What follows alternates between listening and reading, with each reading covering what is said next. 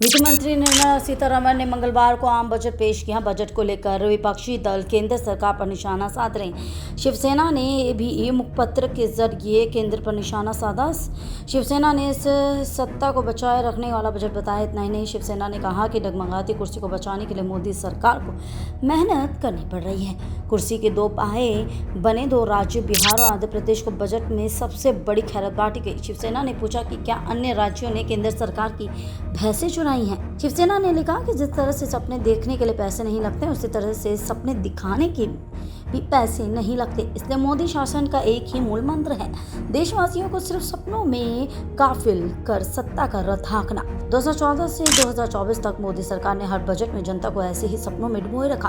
केंद्रीय वित्त मंत्री निर्मला सीतारमण ने मंगलवार को लोकसभा में लगातार 7वीं बार केंद्र बजट पेश करते हुए भी यही किया। शिवसेना ने कहा, हकीकत में यह बजट केवल प्रधानमंत्री नरेंद्र मोदी की कुर्सी बचाए रखने के लिए पेश किया गया। जिस तरह से केंद्र सरकार के खजाने से आंध्र प्रदेश और बिहार दोनों राज्यों पर बरसात की गई, उसे देखते हुए इस बजट से साफ नजर आता है कि प्रधानमंत्री मोदी की गद्दी स्थिर बनाए रखने के लिए सरकार को मेहनत करनी पड़ रही है। उन्होंने आगे लिखा कि 1.5 महीने पहले लोकसभा चुनाव के नतीजों में जनता ने मोदी सरकार का गुरूर छीन लिया और चंद्रबाबू नायडू, नीतीश कुमार की बैसाखियों पर दिल्ली में एनडीए सरकार आ गई।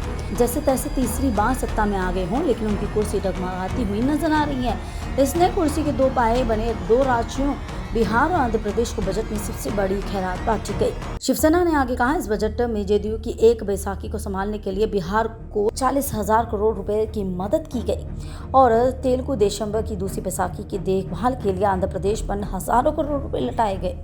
आंध्र की नई राजधानी अमरावती के निर्माण के लिए एक वित्त वर्ष में 15,000 करोड़ रुपए तक की पेशकश की गई है और भविष्य में हर साल इसी तर्ज पर आंध्र प्रदेश को 1,000 करोड़ की अतिरिक्त निधि देने का वित्त मंत्री ने ऐलान किया है।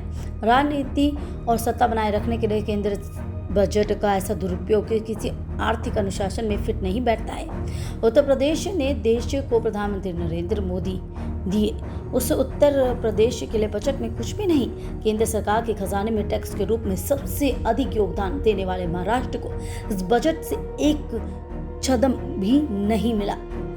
निधि की तो बात ही छोड़िए, लेकिन वित्त मंत्री ने अपने भाषण में महाराष्ट्र और मुंबई का जिक्र तक नहीं किया। केंद्र बजट ने साफ कर दिया है कि धोखेशाही के जरिए महाराष्ट्र में गैर संवैधानिक सरकार लाने के बावजूद केंद्र सरकार के मन में महाराष्ट्र के प्रति कितनी नफरत भरी गई है।